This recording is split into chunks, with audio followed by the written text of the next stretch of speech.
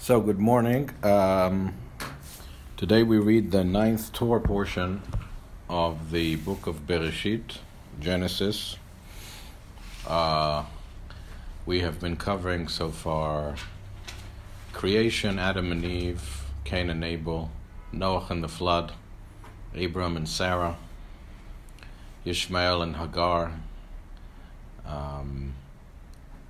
Yitzchak, the binding of Isaac, the passing of Sarah, the marriage of Isaac and Rebekah, the birth of the rival twins, Jacob and Esav, and after that, Jacob's departure, going to work for his uncle Lavan, running for his life, amassing a fortune, marrying the sisters, Rachel and Leah, and being blessed with ultimately 12 sons and one daughter. Last week's parashat, Jacob arrives back in Israel after the showdown with Esav, where we get our name Israel, the one who struggles with people and with God and prevails. And now we start the new parashat, this week's parashat, Vayeshev. He had 12 sons? Yeah, 12 sons, yeah. 12 tribes. Right.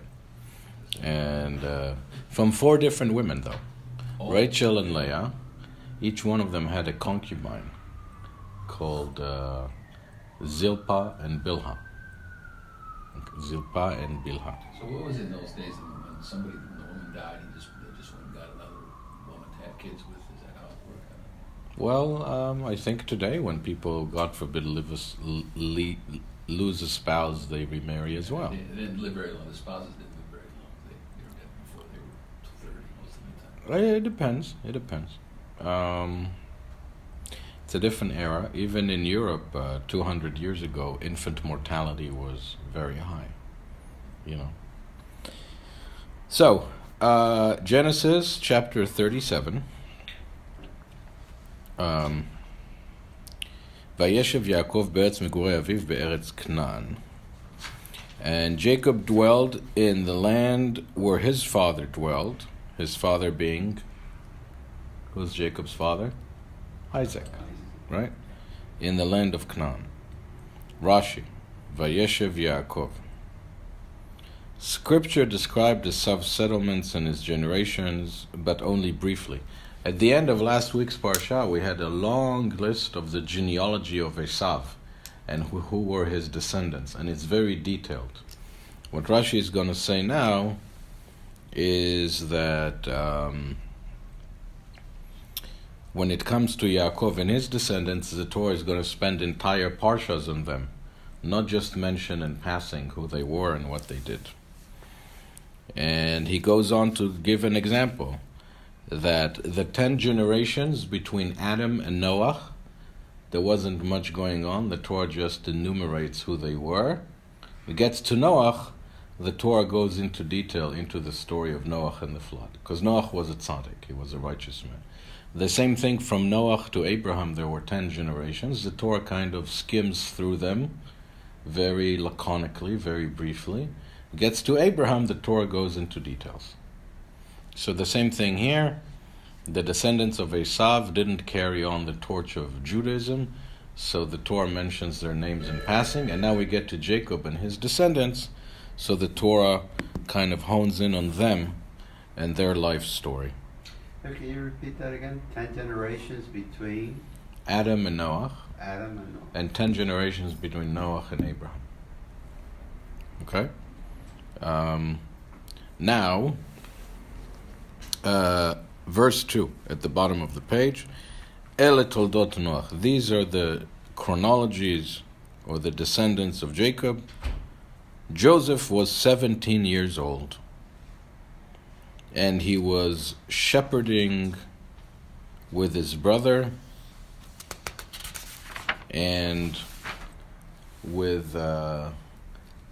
and he was a young boy, and he was hanging out with the sons of Bilhah and Zilpah, 2 of the concubine women, his father's wives. And Joseph brought evil tales about them to his father. So that already starts telling us that Joseph was doing something wrong, right? When we always think about the Joseph story and the selling of Joseph, we think he was the victim, which he was. But here the Torah says that he was engaged in evil tales. Dibatam ra'ah. He would say bad things about the brothers. He would report to their father, to Jacob. Let's look at Rashi. 1 second, please. I never heard that before, but interesting.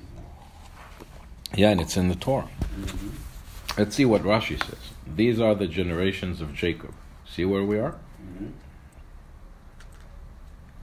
Yeah. And these are those of the generations of Jacob. These are their settlements and their wanderings.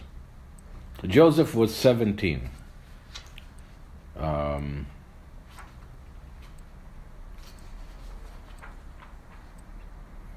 Now, Rashi draws analogies between Jacob and Joseph. It says that Joseph looked exactly. Joseph's features resembled Jacob's. Shaya zivi konin shel Yosef domelo. So Joseph looked exactly like his dad, like Jacob. He was a spitting image of his father. And they had a similar fate. Everything that happened to Jacob happened to Joseph. This one was hated by his brother. Jacob was hated by Esav, right? This one was hated by his brothers. Joseph was hated by his brothers. This one had a brother who sought to kill him, and that one had brothers who sought to kill him. You understand? Mm-hmm. Now, Rashi brings forth another... Really, is there a part that mentions that Esau really hates his brother, or this is all in Jacob's head? Yeah, it does say that he thinks to himself that after his father dies, he'll wait, and then he'll kill him. Oh, yeah, really? the Torah does say that. Yeah. Okay. I didn't know that. Now, Resemble Jacob. and there's another interpretation here. Bikesh Yaakov lishev beshalva. Jacob worked hard all his life. He escaped from home. He went to another country. He was a self-made businessman. He became very successful. He had a hard life. His uncle cheated him in business. And then his daughter was raped, Dinah, in last week's portion. And his beloved wife, Rachel, died at a young age while giving birth to his youngest son, Benjamin. So he figured, after everything I've gone through, I had to leave home, run from my life. I was cheated in business. My daughter was violated. I lost my beloved wife. It's time for me to settle down. Now that I'm in Israel, I'll buy a nice home in a gated community and I'll work on my golf. So that was the idea. But Hashem didn't like it. Kafatz alav rogzo shel Yosef. So Hashem didn't like it. So it says here, said the Holy One is He, be He, that great people never retire. If you think about our board, we have two people who are in their 90s, Jeb Levy and High Arnesty. One is turning 95 soon, and one is in his 92nd year. So, you see, that's the idea. They never retired. Maybe they retired from their business, from working formally, officially, but they keep on working for the common good. They keep on serving the community. They keep on being active for something greater than themselves. So, great people never just work on their golf and have fun. They always find something, some sort of a worthwhile endeavor to pursue. And that's why Hashem didn't like Jacob's idea that he was just going to settle down and withdraw from leading an active life. And that's a great teaching for each and every one of us, that in our lives, hey Rosie, good morning, that in our lives we should Always seek to be active, and of course there's ample medical research that people who remain active, it helps them stay healthy and live longer. There's a lot of research about that. So that's a great lesson too. Now it also says here, Vehu na'ar et hatzon. He was with his brothers with the flocks. We're at the back side of the page. And Rashi says, what does it mean that Joseph was a lad, a young boy? Look at the Rashi. It's the second Rashi on the back side where it says, and he was a lad. Do you see that? Mm-hmm. We're in the same place, in the same back page. That's fine. He was a lad. That's Rashi. A lad is a young man. Look at this Rashi. It's very interesting. Rashi is saying that Joseph was a narcissist. He behaved childishly. You know, Joseph was the youngest child, second to Benjamin. So you know the youngest child syndrome? Everybody is kind of treating them like a baby. Oh, you're so cute, even when they're like 15 years old. Fixing his hair, right? He would check himself out in the mirror. Look, fixing his hair, putting some hair gel. How do I look? And touching up his eyes so that he would appear handsome. He would make sure his eyelashes are looking good. You know, he was really into his looks. So you see that Joseph started as a very kind of self-centered teenager, right? Now what does it mean? Let's go to the Rashi 2 paragraphs below that, where it says evil tales about them. That Joseph would tell evil tales about his brothers to his father Jacob. Any evil he saw in his brothers, he would tell his father Jacob. That they ate limbs from living animals. You know, we're not allowed as Jews to eat an animal, God forbid, that's still alive. You know, some cultures can eat like a fish, a little small fish that's still a little moving or what have you. So he was telling them that they were doing that. How come they were doing that? He demeaned. They weren't doing that. He thought they were doing it. He demeaned the sons of the handmaids of Zilpah and Bilhah, calling them slaves. And 3, they were suspected of illicit sexual relationships. He thought they were being promiscuous. So all these things, and for these 3 things he was punished, says Rashi. For the report that his brothers ate non-kosher food, for the report that he spoke down to his brothers who were born from Zilpah and Bilhah, and about sexual immorality. Now Rashi says something interesting. For everything that he said about them, he got something bad. He said something about them eating the wrong animals.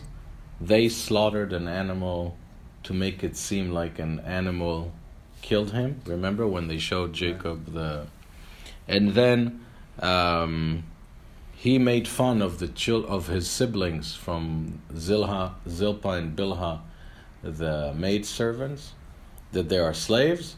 He was sold and became a slave. You understand? And he thought that they were being promiscuous. He had to deal with Potiphar's wife in Egypt, trying to compromise his integrity and sleep with him. You understand? Mm-hmm. So there's an important lesson to be learned here that... Right. And it's interesting, right? We don't usually focus on this, but it's very clear in the Rashi. And it's also an important lesson for us to always give people the benefit of the doubt. You know, it happened to me in my life, I'm sure it happened to you guys, that you came across a certain situation. You judged them. Could be in your extended family, could be in your work environment, could be in your social circle. You see someone in a certain place at a certain time, or you see someone saying something, and you assume, oh, they did that, or they're thinking that. And sometimes we're wrong. Sometimes we're wrong. We start a whole movie in our head. And sometimes we're just wrong. And we take those leaps and we make those assumptions and we start getting upset. That was Joseph's mistake. He thought he saw something. But what he saw was not what he saw. You understand what I mean? So the message here is always give people the benefit of the doubt. Right? Not to jump to conclusions. Hello, Pancho. Thank you. We have some breakfast if you like, guys. No, we don't. What? We don't have it. Now we do. Oh, I thought Now we you do. tell Pancho to have All right. Say God fruit for you. Thank you. Right. So he would say tales about them. Thank you, sir. It says gossip, slander. Whatever evil he could tell about them, he told. Thank you. Okay?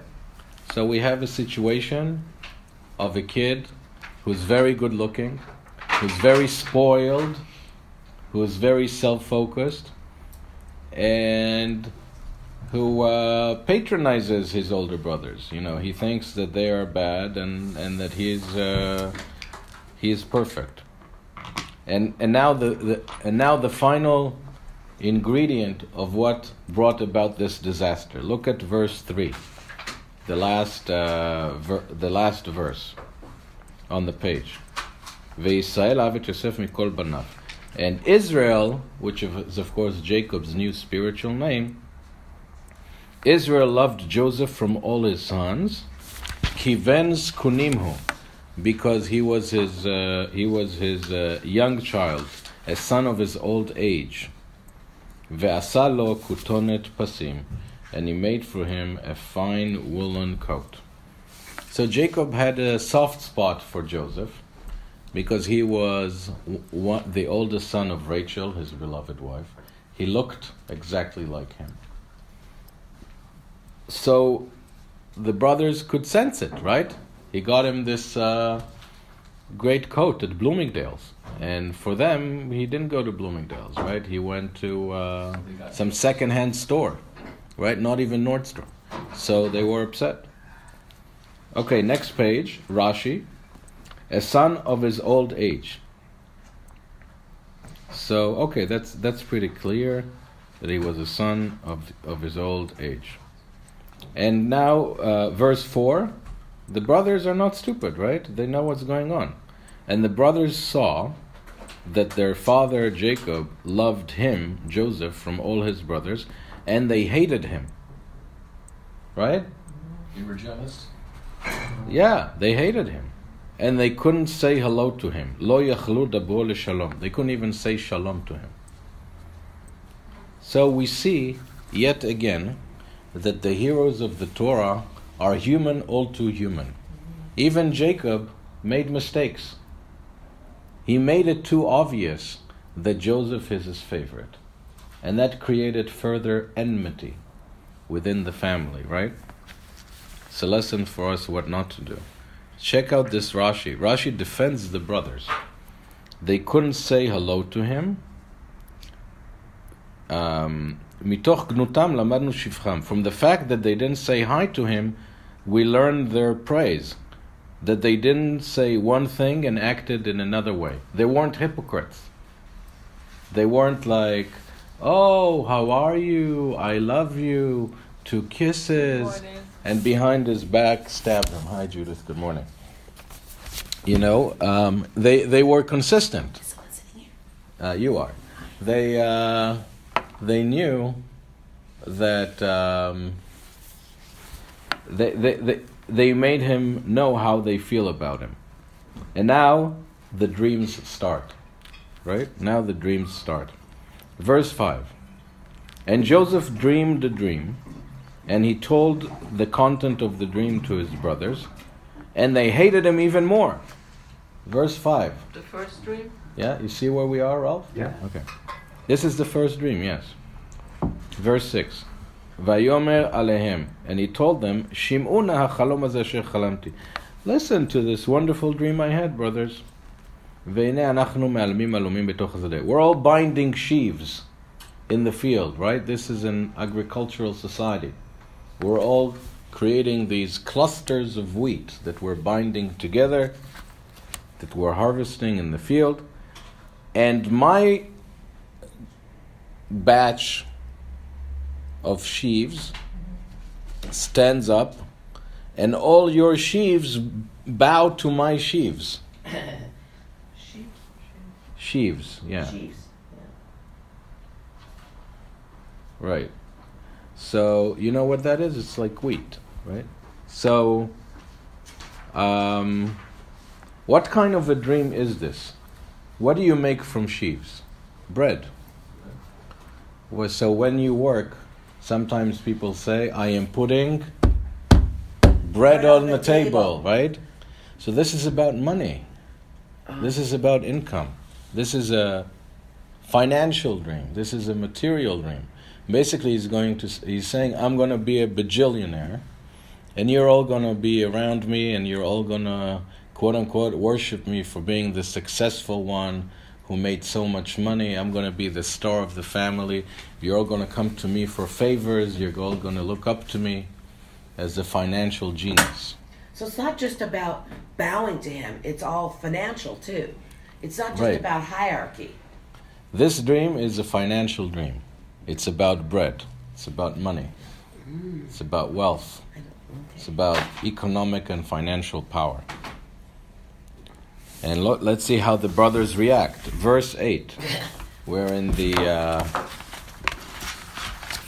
bottom of the second page of the handout. Vayamru lo Echav, and his brothers told him, Hamaloch timloch alenu? You're going to reign upon us? You're going to be our king? Im mashol timshol banu? You're going to govern over us? See, that's more hierarchy. That's not just the financial. Right. Governing and reigning. Right. That's true. So what do you think? We're going to worship you like a king? You're going to be this super wealthy and we're going to worship you like you are our king? Vayosifu od tznoto, and they hated him even more, al chalomotav, on account of his dreams, ve'al dvarav, and on account of his words. What are his words? The words that he was telling their father, that they were committing all these sins that they didn't commit, but he was making false assumptions. Here comes dream number 2, verse 9. Vayachalom od chalom acher. He dreamt another dream. Vayisaper oto le'echav, and he recounted that dream to his brothers. Vayomer, hine chalamti chalom od. I dreamt this additional dream. V'hine hashemesh v'yareach v'achad asar kochavim mishtachavim li. This time the sun and the moon and 11 stars are bowing before me. 11 stars, 11 brothers. Sun and the moon, mom and dad. Wow. So, right? He was going to take over the family, or So Joseph started out as a master narcissist, and he became the ultimate altruistic figure who just gives and forgives. He underwent a complete metamorphosis. You know, later on, I'm proceeding, in next week's parsha, Pharaoh has those dreams that he can't solve. And they invite him to the Pharaoh to solve the Pharaoh's dreams. And they said, we heard that you are the best one in town in dreams. So what does Joseph say? He doesn't say, yeah, I do dreams, like people in Manhattan do. Go to my website. I do dreams. He says, God solves dreams. Tell me your dream. God solves dreams. You know, the time that he did in prison and the time that he was enslaved humbled him. And then he became very humble. And he could use his God-given gifts for the benefit of everyone. And then he became this incredible figure, and he forgave his brothers for selling him, right? All the way at the end of the story. Yeah. The word Yosef, Joseph in Hebrew, if you rejuxtapose the letters, you get the word piyus, which means reconciliation. So, all of this, everything that Joseph went through, was in a sense the iron furnace that he had to go through in order to become the great man that he became. The Torah also says, that our time in Egypt as slaves was our iron furnace as a people. It molded us and our character as a people.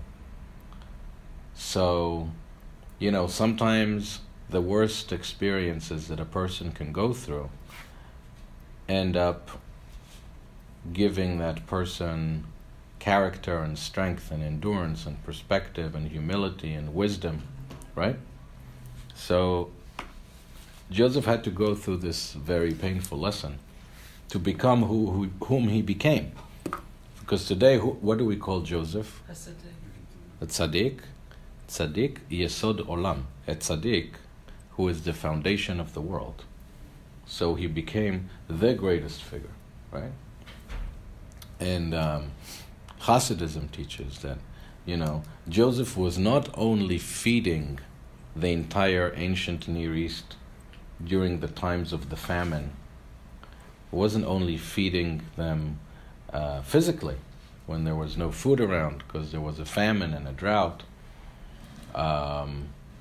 but he was also nourishing them with Torah in Egypt. You understand? So that's the Hasidic interpretation. So, but now we're still with the early years of Joseph's narcissism. I just think Yes. all the Joseph and Josephs I know, they're so full of themselves. Oh, okay. So,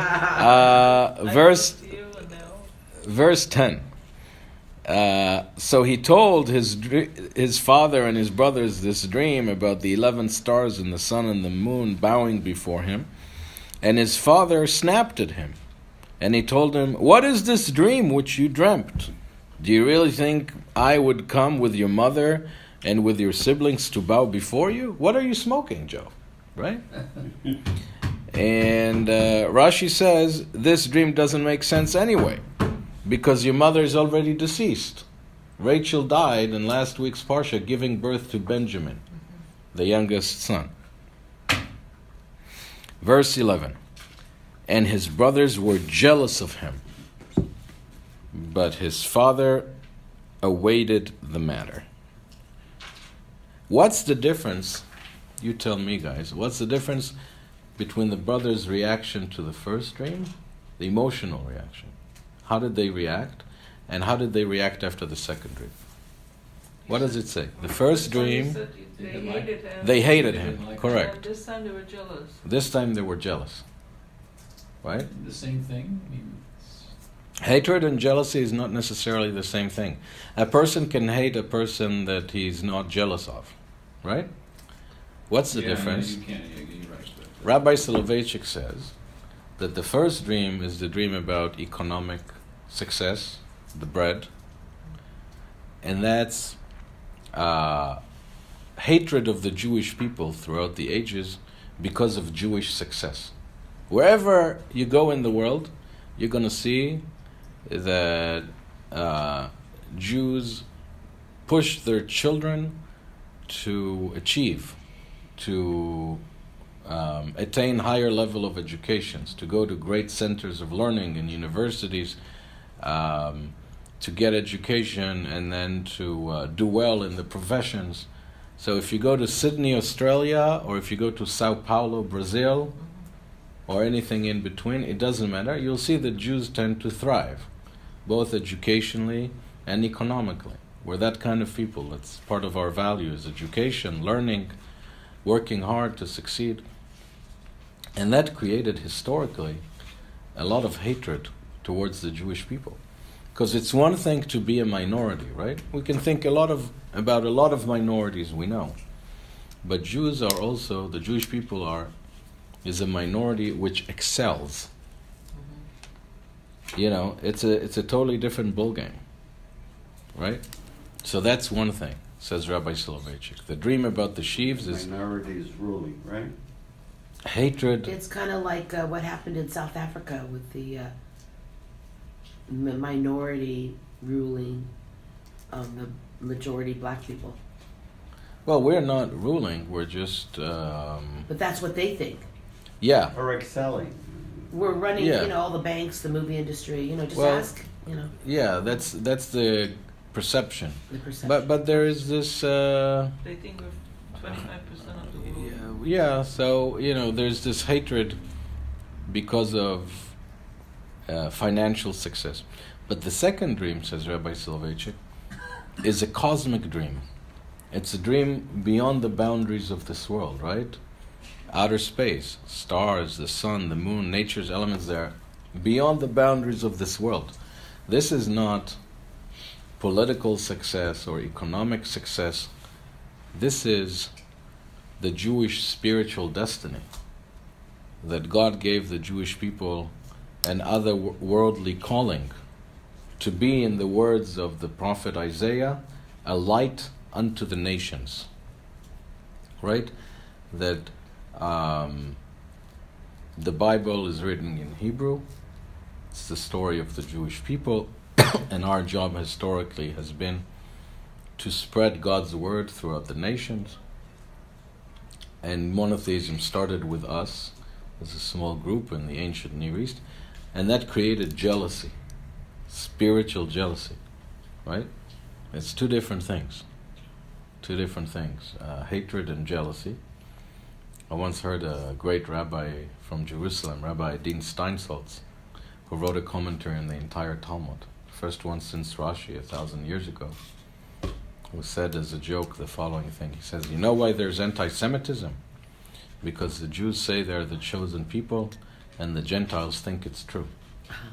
I heard something that was like connected with me too, that there is anti-Semitism because subconsciously they say if you guys are the chosen one and you're supposed to do this, and when they see we're not doing the right thing, that's how they get angry at us. But if we all did the right thing, they would just bow down to us. It's just that because we're not doing what Jews are supposed to do, they subconsciously hate us because you guys are supposed to be the chosen one. Then why don't you guys act like? I understand. Live up to our role. Yeah. Wow. Interesting. That's heavy duty. Interesting. Okay, we're going to verse 12 at the bottom. This is the second aliyah for Shabbat. And the brothers went to pasture their father's flock in Shechem, Nablus, in the West Bank, with the Palestinians. Just kidding. And let's see what happens. We go to the next page. Verse 13. Vayomer Yisrael Yosef. Israel, Jacob, says to Joseph, look, your brothers are shepherding, so to speak, in Shechem. Go there to them and see what's what. And Joseph says to him, Hineni, here I am, at your service. Hineni is a big word. Hineni is the word that Abraham said to Hashem when Hashem sent him to bind Isaac.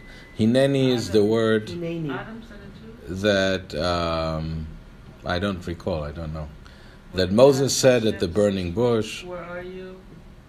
He said, Ayeka. Hashem said, Ayeka, where are you, right? So he says, Hineni means at your service. Hineni. As Rashi says, Hineni is the language of humility and alacrity. He's ready to perform the task, even though he knew that his brothers hate him. Verse 14, he told him, go see how your brothers are doing and how the flock is doing, and let me know. And he sent him from the depth of Hebron, and he came to Shechem, to Nablus. And then in verse 15, it says, Vayimtsa'eu ish. A person, some random stranger, came across Joseph. Rashi says it's the angel Gabriel, not to be confused with Peter Gabriel, the pop singer. Ve'ino to'eh basadeh. And he's wandering in the field. Joseph was getting lost. His GPS wasn't working. Vayishaleo ish le'emor ma tevakesh. What are you looking for? Verse 16, Joseph responds, Et achai anochi mevakesh. I am looking for my brothers. This half verse became a very famous verse in terms of Holocaust remembrance. In Yad Vashem and other places, Et achai anochi mevakesh. I am seeking my brothers. I want to know where they are. right? So, Hagidana li efo hem roim. Tell me where they are pasturing. Wait, what does it say? I'm looking for my brothers. Verse Hebrew. et achai anochi mevakesh. The second word. Okay. Et achai Et achai anochi mevakesh. mevakesh. Yes. Okay, thank you. Sure. Verse 17. Vayomer ha'ish. So the angel Gabriel, according to Rashi, says Nasu mizeh. They already moved from here. You know, they stopped at the gas station and they kept on the 405. Ki shamati omrim nelcha dotana. They are going to a place called Dotan. And Yosef followed in the direction of Dotan, and he found him there. Okay, now comes the dark part. Verse 18. Vayir'u oto merachok. The brothers saw him. Hi, Chaya, good morning. How are you? Good, thank God. The brothers saw him, Joseph, from afar. Uveterem ikrav alehem. Before he approached them, they had time to think what they want to do. Turn to the back of the page. Vayitnaklu lo lehamito. They plotted to kill him. Wow. By the way, That's intense. yeah, this is a good place to interject and to mention a teaching of Rabbi Jonathan Sachs, who observes the following in this context. He says, you know, the Jewish people really went to exile. We lost Israel only 3 times in our history. Once here, after we sold Joseph, we all ended up in exile in Egypt and enslaved. The second time was after King Solomon died. King Solomon had 2 sons. They couldn't get along, so they split the kingdom into 2 parts, the 10 tribes and the 2 tribes. And the 10 tribes were exiled, and then a century and a half later, the other 2 tribes were exiled. So again, brothers can't get along, exile. Right? King Solomon's sons can't get along, exile. Wow. Joseph and his brothers can't get along, exile. Fast forward to the 1st century, to the year 70, the pagan Roman Empire is besieging the walls of Jerusalem, about to destroy the temple. The second temple. What's going on inside Jerusalem? Jew fighting Jew. The fanatical Jews fighting the moderate Jews. So the 3 times we lost Israel and went into exile, it's because we fought against each other. And you think about all the different world powers who try to eradicate Jews and Judaism, from the Assyrians and the Babylonians and the Persian Empire and all the medieval empires, all the way up to Nazism and Stalinism. None of them managed to achieve that. Which brings us to the following conclusion, right? That the only people who can destroy the Jewish people Are the Jewish people. Right? So it's a very important lesson to us about sinat chinam, which is baseless hatred of Jew against Jew. But we kind of have that going on right now. Oh, Jews have a PhD in domestic hatred, tragically. I just learned that not this rabbi, the Chabad rabbi, but the first one. Rabbi Shneur Zalman of Liadi, yeah. The one that got out today. Yeah. So he, the Jews who were against him, saying that you shouldn't teach everybody, only the religious one that have to learn, not everybody. So they went to the Tsar and said that he's sending money to the Turks, and I was like shocked that. Yeah, I spoke about it earlier this morning after the Minyan. Today is the 19th of Kislev, which means that we're 6 days before Hanukkah. Hanukkah will be on Tuesday night. We won't have class, right? Yeah, probably, yeah. We don't have class Thursday? Tuesday night. Oh. Because of Chanukah. So, First candle. Rabbi, so today is a special day in Chabad. And it's a special day, I think, for Judaism, because Chabad had 7 rabbis. The last one, the Lubavitcher Rebbe, who passed away in 94. And the first one was in the late 1700s, early 1800s. And the Hasidim came up with a new approach to Jewish life. The Hasidim felt that the most important thing in spiritual life is to have a strong experience of God's presence, to have a strong emotional connection to Hashem in prayer, and to lead an impassioned religious life. And the Hasidim also focused on God's presence in this world here. And those who opposed the Hasidim thought that the most important thing is Torah study, studying the Talmud, and they focused more on God being beyond the world, God's transcendence. It might sound very minute to us, but it was really a world war between the Hasidim and the Mitnagdim. The Mitnagdim were those who opposed the Hasidim and wanted to destroy them. Why? So, because they felt that their approach is heretical. So, that learning is not the most important thing. That's weird. So, Hasidism was a revolution, and like any revolution, not everybody likes it. So there were a certain group of rabbis who went to the Russian ruler, to the Tsar, and told him that the founding rabbi of Chabad is really supporting the Ottoman Empire against Russia, and he really established a new religion, which is not a legitimate religion, it's a heretical. So he was put in prison. And on this day, the 19th of Kislev, he was released from prison. So it's considered a day of great celebration. So it's actually very timely that this historical release of the Rebbe from prison coincides. Same day. Yeah, coincides with the story of Joseph. This was in the 18th century, though, that this happened. This was Rabbi put This happened in the 1790s, and then again in the early 1800s, yeah. They would actually put a rabbi in prison if they thought he was heretical. Most of these rabbis Yeah. were in prison. Yeah.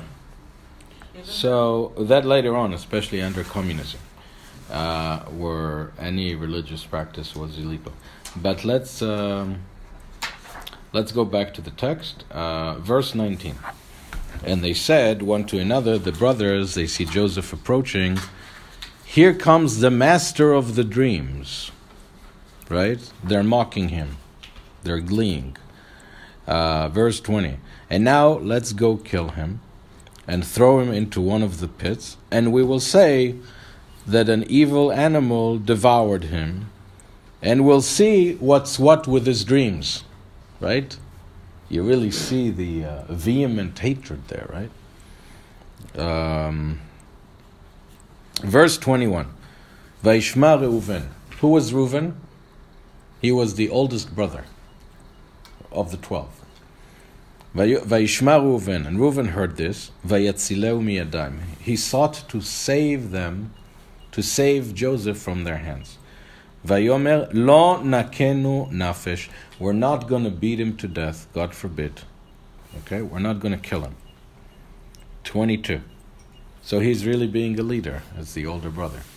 Vayomer aleim Reuven, al tishpechu dam. Don't shed blood. Hashlichu eto el abor hazeh. Throw him into this pit, which is in the desert, but don't hit him. Leman hetzil oto miadam lashivu el aviv. And his idea was that they were so angry and animated that he didn't think that he could just convince them to let him go. So he's told to say, let's put him in the pit, but not kill him, right? Until they cool off, so to speak. That was his game plan. And Verse. take him out afterwards. Exactly. Verse 23.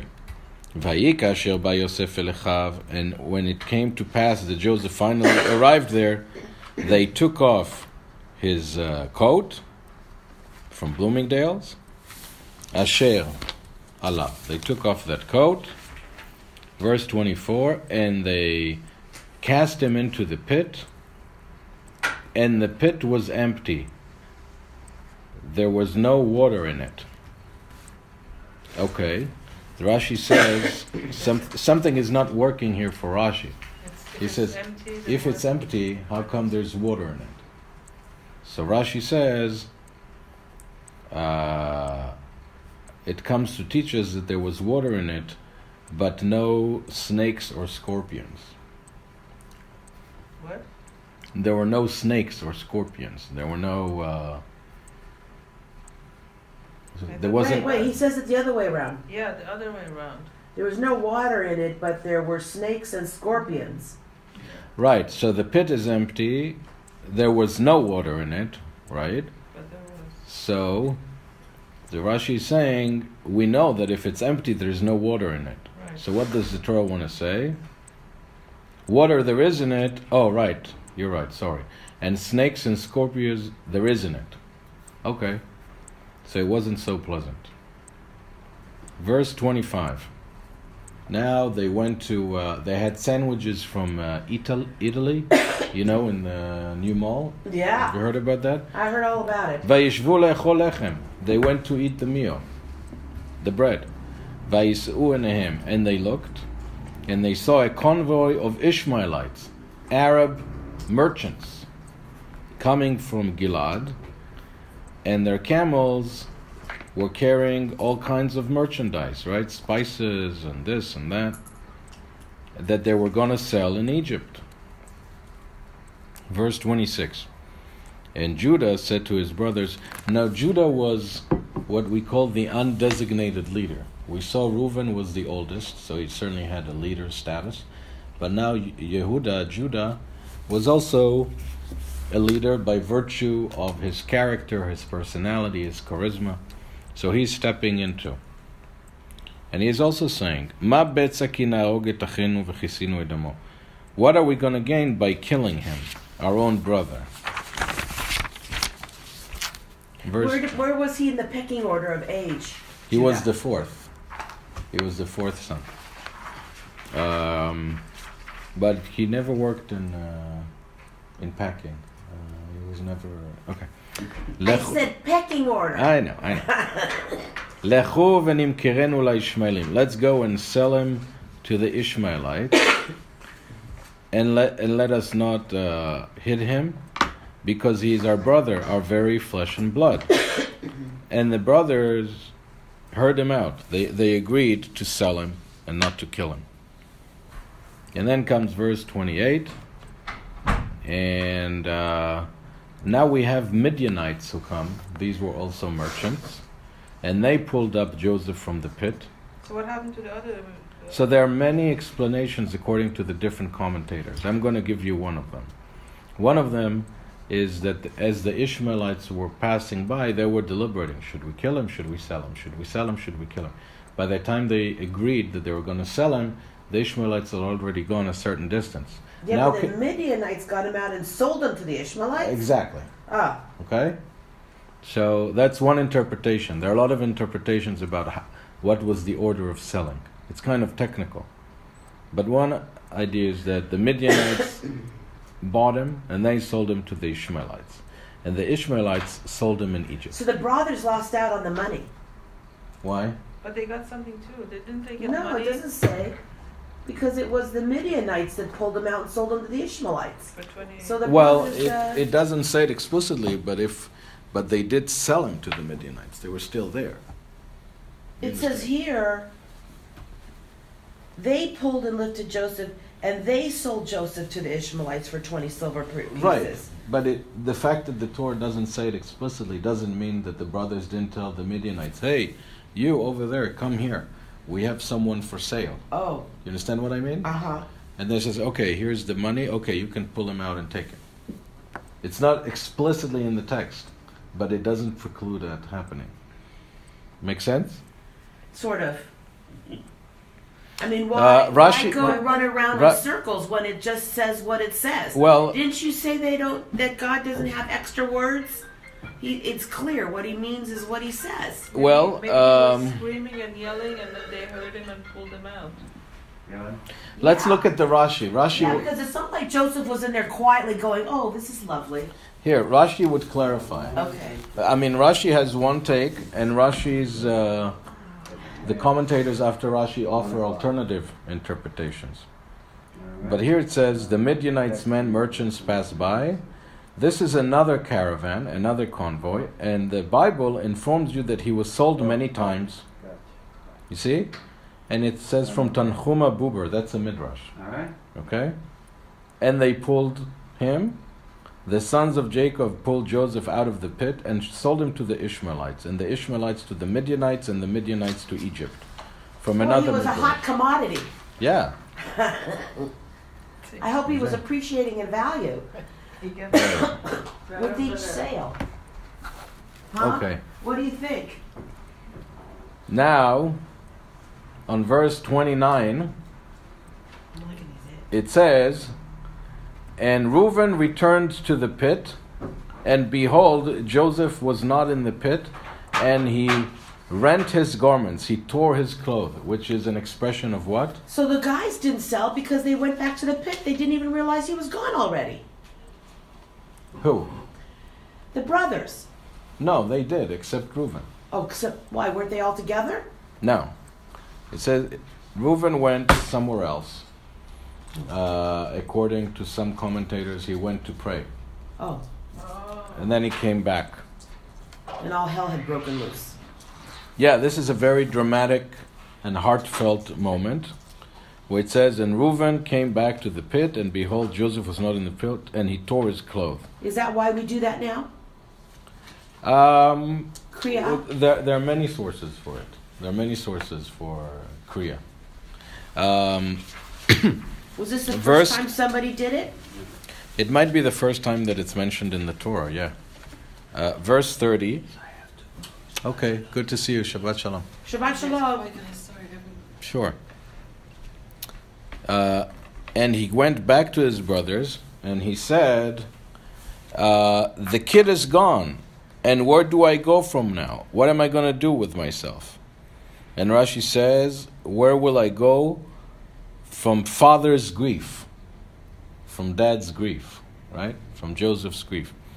Now, the Lubavitcher Rebbe has a very interesting commentary on this parsha.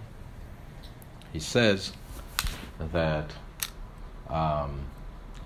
when a Jew is in a pit, in a dark hole, because he never learned any Torah, or because he's in any sort of trouble, political problem, financial problem, nobody can just say, oh, I can't help because I'm busy, I have to go study Torah now. I have to go... You have to help any Jew who is in need, whether it's spiritual need, emotional need, political need, financial need. That was the Lubavitcher Rebbe's vision for Jewish life after the Holocaust. He felt that if the Nazis searched out every Jew in the world with hate, he's going to search out every Jew in the world with love. And you can see on YouTube the speeches he's saying, for one Jew, we should be willing to turn the entire world inside out. Wow. Which we do. Let's say when an Israeli soldier is kidnapped, you see all over the world Jews in America and here and there demonstrating to return him, right? We release 1,000 terrorists for one Jew to be released. But they know it. But the idea is here that that's what the Lubavitcher Rebbe is teaching us about this verse, is that nobody can say, oh, I need to work on my spiritual growth and not attend to Jews in need when there are so many Jews in need. And it's very interesting, when he became the Rebbe of Chabad in 1952, the Lubavitcher Rebbe gave his first Hasidic discourse as the Rebbe. And it's very dramatic, it's 7 years after the Holocaust and this and that. And his voice is steady throughout the whole time, until he says that there are children out there today who can't even recognize the Hebrew letters. And then he starts crying. Why is that? Because it made him so sad that so many Jews don't get to have any access to Jewish spirituality. And this is 70 years ago. It's not like now where so many things are translated to English and French and Russian, So that was the thing that broke his heart. So he said, when a Jew is in trouble, no other Jew can say, well, I'm busy working on my Judaism, right? He was saying that in a time in which millions of Jews were living in Russia without freedom of religion and without the ability to practice Judaism or move elsewhere. So that's the Lubavitcher Rebbe on this verse. Okay. Verse 31. And they took Joseph's coat, and they slaughtered a kid. That was Jason Kidd, who used to play for the New York Nets, New Jersey Nets. God forbid. And they dipped the coat in the blood. Horrific. And Rashi says that a kid's blood resembles that of a human being. Verse 32. They sent the coat drenched in blood to their father with UPS. Verse 33. Vayakira. And he recognized it. He recognized the coat, and he said, this is my son's coat. A wild beast devoured Joseph. Verse 34. And Jacob tore his garments. He tore them too. Yeah, that's a sign of mourning, right? For death. And he placed a sackcloth on his loins, and he mourned his son for many days. Where does it say that he tore his... Where is it in the Hebrew? Vayikra, the first word. Oh, so... So what happens? Joseph dies in the pit? Is that what happens? No, he was sold to slavery in Egypt. Verse 35. They used the goat's blood to make the jacket, the coat look dipped in blood, to make his father think that he'd been killed. But in reality, he had been sold 3 times over into slavery. Oh, I see. Verse 35. And all his children tried to console him being Jacob, and he refused to be consoled. And he said, I will descend to the grave as a mourner. And he wept for Joseph. So I will descend on account. What does that mean, Rabbi? I will descend on account of my son as a mourner because of what happened to my son. Because of what happened to my son. Yeah. All right. Let's turn again.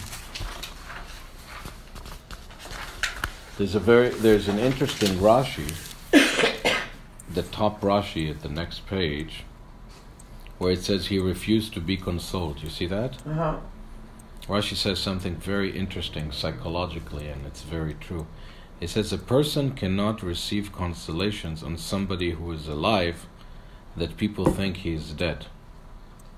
That a dead person can be quote-unquote forgotten from their heart, but not a living person. In other words, uncertainty can kill you. If you don't know for sure, if you don't have a body, then the lingering doubt of uncertainty can haunt you for many years. And we've seen that in Israel. People, and probably in America too, let's say after Vietnam, people who are MIAs, there's always a glimmer of hope to the families. Maybe he will surface somehow. Maybe he was a POW, this and that. So we've had those cases in Israel. Sometimes they found out that people were held in captivity. Sometimes people were never found. But for years, the families harbored hopes, right? It's a very cruel thing. It's a very cruel thing. Hamas, by the way, is still doing that. There are some soldiers who were killed in the last war in Gaza a few years ago, and the IDF did an investigation, and He said clearly that soldier could not have survived that explosion. But Hamas is playing psychological games on the families in Israel and saying, no, we actually have them, we're holding them. You know.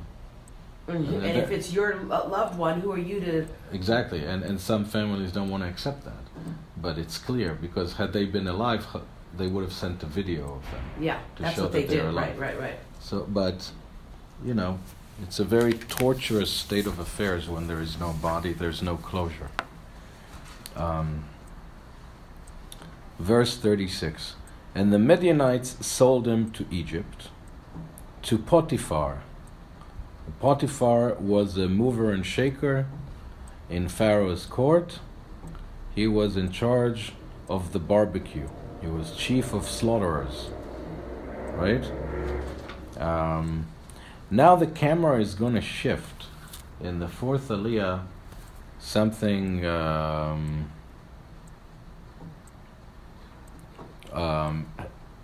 really a very kind of strange story happens. We're moving to a story about Judah's family. Okay, so Judah was the number 4 brother, right? Right. But he was also, as we said, an undesignated leader. Uh-huh. And Rashi says, why is this story about Judah's family here? It's kind of out of context. It's Joseph. Suddenly it's a story about Judah's family, and then we'll go back to Joseph. So Rashi is asking, why did the camera shift from Joseph to Judah's family now? And what Rashi says at the bottom of the page is that his brothers dethroned Judah. They no longer looked at him as their leader of the family. Why? He says, you told us to sell him. As opposed to kill him. Had you told us to return him, we would have obeyed you. In other words, you were our leader, we looked up to you. If you had the courage to say, just stop it, we're taking him home, we would have listened to you. But you didn't. You failed as a leader. I guess they regretted it when they saw that they killed their father. Right? They gave him so much grief, he became a walking dead man. So they needed to blame someone, they blamed Judah. And the story here with Judah is a very peculiar one. It says, basically, I'll tell you the story in a nutshell, that Judah had a business partner called Shua. And he married, who was a Canaanite. And Judah married this business partner's daughter. And together with this woman, Judah had 3 sons, Er, Onan, and Shelah. And his oldest of 3 boys was ready to get married.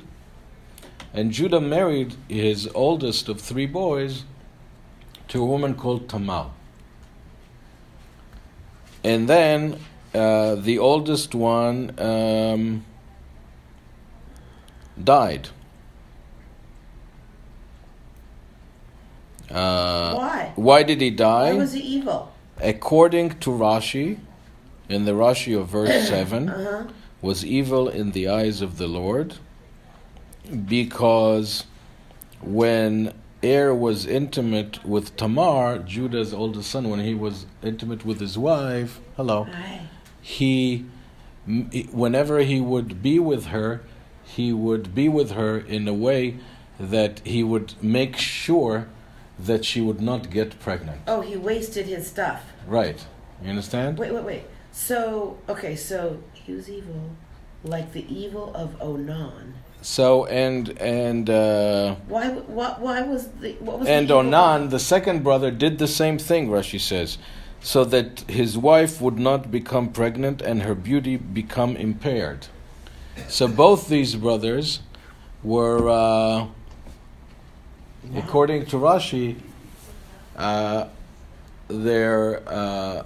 they mishandled themselves by virtue of not having children on purpose, in that kind of crude way. Hello, sweetheart. How long are you here? I'm going to be here a few minutes. Okay. Like this. Beautiful. It's adorable. Beautiful. Oh, and you press the buttons and more go on. Oh, I love that. Where did you get it? I bought it online and I'm using them for centerpieces for the Hanukkah lunch next week. Nice. All right, I'll talk to you soon. Okay. All right. So then Judah freaks out. He says, "Hold on, this woman freaks me out. First, I married her to my oldest son, and he dies. Now, back then there was a mitzvah called Yibum. This is an interesting and peculiar mitzvah. It means that if I have two younger brothers, so let's say I would just get married, and God forbid I would pass away, and I have no children. So according to biblical law, my brother, I have two brothers, so the oldest of the two would have to marry my wife, if he wants. And then, right, and then the children that he would have with my wife would also be considered continuing my line, not only his line. So that's why that woman who married Judah's oldest son then married his second son. And then his second son married too. And then Judah freaked out and said, "What is this woman? She's a curse." Wait a minute. So Wait a minute. So Onan number 2, son number 2. right. Dies as well? Yeah. Oh, wow. So now he doesn't want her to marry the third son. The third son. And he told because it says here, because he knew that the children he had wouldn't be his, it would be like his brother's children. Exactly. So he wasted his stuff too. Right. So they both died, and then Judah said, "Okay, I don't want her marry." He didn't know this, obviously. So he said, "I don't want her marrying my third son." He told her, "Come live in my house until my third son gets a little older." He was stalling. And she realized that he was stalling, but she wanted to be a mother. So there's this very peculiar story that follows, that she followed him on a business trip and covered herself and pretended to be a call girl sitting on the side of the street, and he saw her and he approached her and he said, "Let me give you a collateral until I pay you. I'll give you my staff and I'll give you the seal that I have on my ring." And they were together, and then she disappeared. He went to get a sheep or whatever he was going to give her, and he came back and he said, "She's not there. She has my staff, she has my ring, whatever, I'm going to let her keep it." And then some months followed, and rumors spread that Tamar is pregnant now. And Judah is thinking, how can she be pregnant? She should be punished. And then she shows him the staff and the ring, proof that he is the father, right? And ultimately she has twins, and one of them is called Peretz, and one of them is called Zerach. Okay? You got her pregnant. Yeah. Rabbi, this is... Wait. It's a very peculiar So story. the father of the sons finally did it. Correct. So at least the third child wasn't going to die. Correct. So it's a whole story. The guy, Judah, who was supposed to be the grandfather, ended up being the father, right? This is the part of Torah that I have a hard time saying. Understanding? Or asking myself, why are we studying this? Why is this? Yeah, it's a good question. You know, I mean, it's here. It's very complex and very... you don't know where it's Peretz going. might be one of the ancestors of the future kings of Israel. That could be one of the reasons. In any event, that was all of that in a nutshell. Now, we're going to Egypt. We continue the Joseph story. We have to flip a few pages until we get there. So let me tell you where we were. We were on the page where the last verse was verse 15. Just tell us the number at the bottom in the corner. Okay, then there's another page. The bottom verse is verse 20. No, you see 19 of 29. What of 29? Yeah, now we are in chapter 39, verse 1. At the bottom of the page where it says fifth portion. Okay? Okay, so what, in the bottom right corner, what does it say? What of 29? I don't, it's cut. It's like 16. It's I don't think it's... Oh, 16 of 29, Okay. correct. 16 of 29. Very good. All right. 16 of 29. But, okay. Oh, okay. do you see where we are, skipped Ralph? To that point, yeah. No. Here. Would you do you want to show him? See 16 of 29? Yeah, I'm lucky for that. You know. All right, I'll find it. Would you find it for him? Yeah, I'll take it. Let me help you. Here, you take I got it. it. Yeah. You got it? Thank you. Okay, good. But it has to say fifth portion like this.